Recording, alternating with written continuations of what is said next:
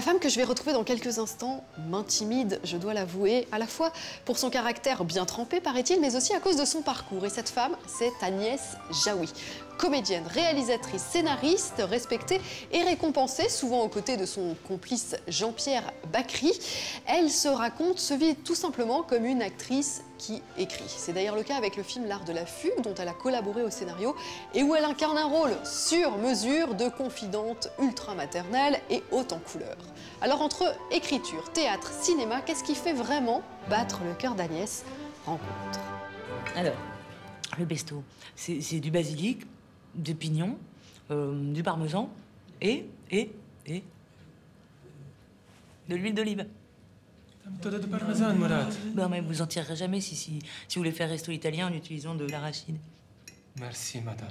Agnès Jaoui, alors vous êtes à la fois comédienne et consultante en scénario sur ce film, ce qui est un titre qui est très impressionnant. Est-ce que c'est le rôle qui a amené l'écriture ou est-ce que c'est l'écriture qui a amené le rôle?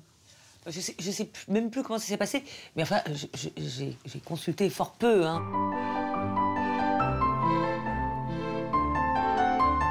J'ai vu ce titre très ronflant qui était écrit et qui a ma grande surprise, donc j'ai juste voilà, donné mon avis sur le scénario ici ou là, mais qui était déjà fort bien et qui n'avait pas besoin de moi, d'autant que c'est tiré d'un livre de Stephen Macaulay qui est excellent, donc voilà. Il a un beau cul, hein, celui-là. Vas-y, toi, si tu veux. L'univers de cet auteur me plaît énormément. C'est toujours très subtil, très fin comme ça, et drôle et bien observé. C'est des personnages qui me sont très familiers. Et puis alors, mon frère s'est laissé embarquer dans une histoire de fiançailles avec Julie. Tu crois vraiment que ton frère, qui passe ses journées à virer des gens et à terroriser des secrétaires, se laisse embarquer dans des histoires de fiançailles? Ça, c'est marrant parce que Hadar dit exactement la même chose. Hadar, il dit la même chose que moi. Ah ouais? Bah, ça m'emmerde, je déteste l'idée d'être d'accord avec un psychologue. Vous me dites que finalement votre part dans l'écriture a été légère, mais moi j'ai vraiment l'impression de reconnaître des choses que je vois dans votre cinéma. C'est vrai? Oui. Bah, je pense que pour le coup, ça tient plus à Stephen Macaulay lui-même. Ça fait longtemps qu'on admire le travail l'un de l'autre. Je reconnais des thèmes qui me sont chers dans son écriture et vice-versa. S'il y a une raison pour laquelle tu t'intéresses aux histoires de ton frère, c'est que ça te permet à toi de ne pas réfléchir à ta propre histoire. Il parle beaucoup d'atavisme aussi, de la difficulté d'échapper à son milieu, à sa famille, de se connaître et de vivre sa vie. Il parle beaucoup des petites lâchetés quotidiennes. Voilà, je pense que ça tient plus à ça qu'à ma véritable contribution. Mais pourquoi ne pas avoir réalisé alors l'adaptation de l'un de ses livres, si vous vous sentez si proche? Parce que je continue à aimer inventer des histoires avec Jean-Pierre Bacry, même si on y arrive péniblement parfois, hein, comme en ce moment. Mais oui, je préfère le faire moi-même. Moi, ce qui me surprend, c'est que je vous ai souvent entendu ou lu dire je me vis comme une actrice qui écrit. Et je me dis, avec le palmarès que vous avez, les récompenses que vous avez eues pour votre écriture avec Jean-Pierre Bacry, comment vous pouvez, entre guillemets, vous limiter à dire que vous êtes une actrice qui écrit? Vous êtes plus que ça. Non, parce que c'est quand même aussi la première chose que j'ai voulu faire, être actrice.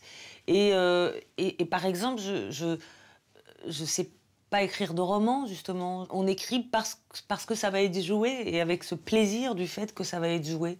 La musicalité du jeu est toujours dans ma tête. Et pourquoi est-ce que l'écriture reste un tel plaisir et est-ce que vous le placez au-dessus du reste? C'est un plaisir tellement différent du reste que je ne saurais même pas le comparer. J'ai vraiment l'impression que c'est la seule chose importante. Je sais pas comment dire. Finalement,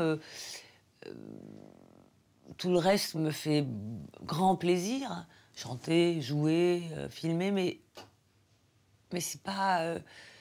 c'est du plaisir, justement, c'est du superflu, presque. Le plus vital, pour moi, c'est exprimer mon sentiment sur les choses. Vous tenez combien de temps sans écrire? Ah, mais je ne tiens pas, j'écris tout le temps. Mon journal ou n'importe quoi, mais j'écris tout le temps. Et quand j'écris... Bon, bref, c'est pas très intéressant. C'est vrai que vous écrivez depuis l'âge de 11 ans? Ah oui, c'est vrai, oui. Oui, oui. Oui, c'est pour ça que vraiment, c'est comme respirer. C'est comme C'est un besoin, oui, vital. Si écrire est comme une respiration pour vous, être actrice, c'est quoi pour vous? Je me suis fait la réflexion il y a un certain nombre d'années qu'en fait, être actrice, ça correspondait à être une enfant. On s'occupe de vous, on vous maquille, on vous lange, on fait « Ah, c'est merveilleux » dès qu'on fait « Bleu ». Alors là, tout le monde se pâme, c'est extraordinaire. Écrire, c'est être adulte. Enfin, ça correspond à l'état adulte. Et que mettre en scène, c'est être parent. Voilà, c'est s'occuper des autres, et c'est rassurer les autres, et c'est dire mais si tout va bien, ou dire non, là, ça va pas, enfin voilà. Et je trouve, je suis d'accord avec moi-même. Je trouve assez juste cette comparaison. Donc voilà, être actrice, ça reste quelque chose que j'aime comme parce que ma part d'enfant est toujours absolument vivante jusqu'à présent. Bon, on dîne par terre, c'est quand même plus sympa. J'ai amené une nappe. Non, laisse. Je vais vous aider. Merci Gérard. Le fait d'être revenu au théâtre, après 20 ans sans l'avoir fait, est-ce que ça vous a nourri autrement? Est-ce que vous avez eu l'impression de redécouvrir quelque part votre métier de comédienne, de l'envisager différemment? Ah oui. Oui, enfin... Oui et non, parce que le fait d'avoir chanté entre-temps m'a rappelé ce que c'était qu'être sur les routes, le resto en province ouvert tard le soir. Bref, ça m'a rappelé des choses fort différentes du cinéma, où on est dans des beaux lieux, où c'est beaucoup plus chic et glamour la plupart du temps. Mais le fait de jouer au théâtre, ça m'a rappelé, oui, que c'est aussi ce que j'aime fondamentalement, c'est tous les soirs pleurer, tous les soirs crier, tous les soirs. Ouais, mais ça me plaît beaucoup. Qu'est-ce qui aujourd'hui vous fait vibrer le plus? Je ne saurais pas choisir. Je vais chanter au Théâtre de la Ville le 7 juin.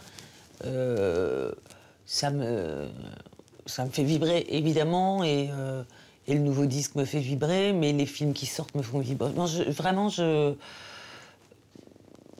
je pars jouer la semaine prochaine à nouveau les uns sur les autres. Tout ça me plaît beaucoup.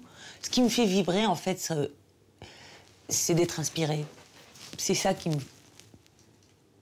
plaît le plus. C'est ça qui me donne envie de vivre. Qui me fait me sentir vivante, en fait. C'est ça que je voulais dire, plus précisément. Et l'inspiration, Agnès Jaoui n'en manque pas. Elle qui me confiait vouloir écrire sur les récents attentats et le vivre ensemble, mais ne pas savoir encore de quelle manière.